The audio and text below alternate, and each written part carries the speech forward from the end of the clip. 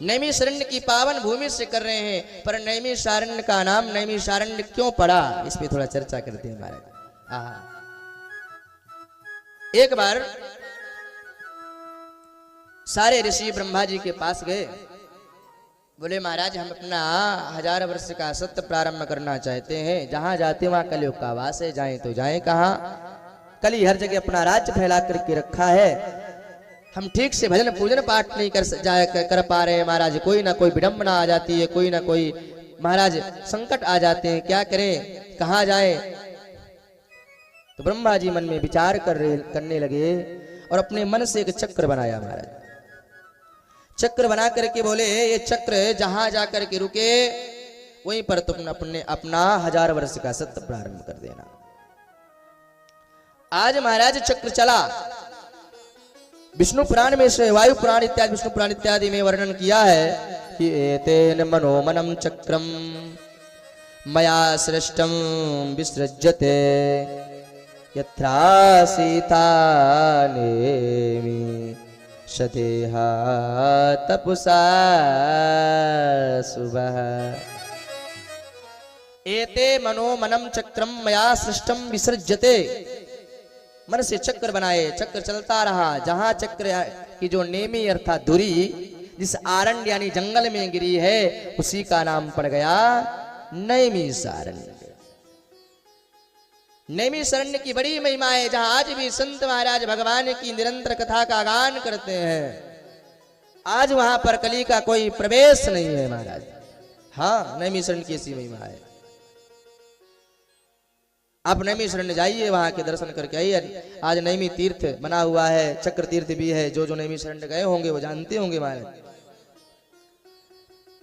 तो एक कथा नैमिषारण्य की पावन भूमि से प्रारंभ हो रही है। हम भी अपने मन को नैमिषारण्य ही बनाए और यहीं पर नैमिषारण्य बना करके इस कथा को यहीं से सुनना प्रारंभ कर दे महाराज। तो सूत जी महाराज कथा के मुख्य वक्ता है, सौनकादिक 88,000 महाराज श्रोता है, पर इनकी विशेषता क्या है? कथामृत रस स्वाद कुशला सौनको ब्रवीत।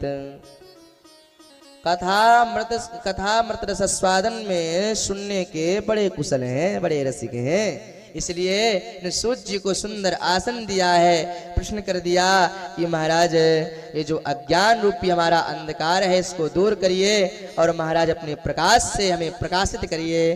कह दिया कि अज्ञान ध्वांत विध्वंस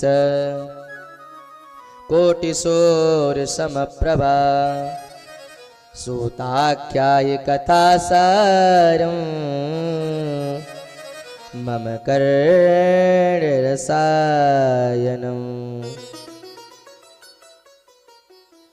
हे सूत जी महाराज, हमारा जो अज्ञान रूपी अंधकार है उसको महाराज दूर करके ज्ञान रूपी प्रकाश से सिंचन करिए महाराज। अज्ञान ध्वांत विध्वंस कोटि सूर्य समप्रभा, आप कोटि सूर्य के समान आपका प्रकाश है, उस प्रकाश से हमें महाराज ओजो तेजो कर दीजिए महाराज।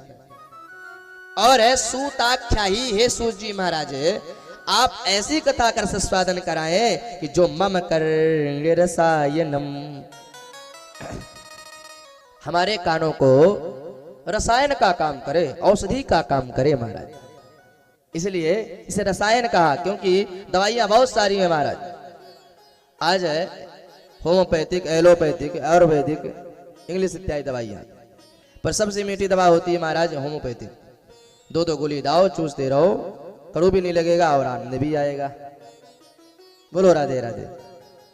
इसलिए आप ऐसी दवा का में पान कराइए महाराज जो हमें कृतार्थ कर दे। हे सूत जी, मैं सूत आख्या ही सूत जी हमें ऐसी कथा का रस स्वादन कराएं, क्योंकि किसी को चिंतामणि मिल जाए तो हमारा चिंतन करने पर वो संसार की लौकिक वस्तु को प्रदान कर सकती है। किसी को कल्प वृक्ष मिल जाए तो चिंतन करने पर महाराज जा करके वो आपको स्वर्ग की संपदा दे सकता है। पर चिंतामणि में, कल्प वृक्ष में सामर्थ्य नहीं है कि भगवान की कथा और भगवान का वैकुंठ धाम प्राप्त करा दे। तो केवल किसी में अगर सामर्थ्य है तो गुरु भगवान की कृपा में है। चिंतामणिर्लोक सुखम सुरत्रु स्वर्ग संपदा प्रक्षति गुरु प्रीतो वैकुंठम योगी दुर्लभम।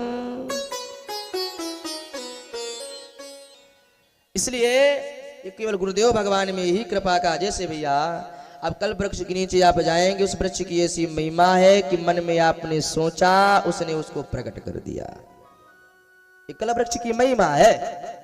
आप कल्प वृक्ष के नीचे जाएं और केवल सोच बस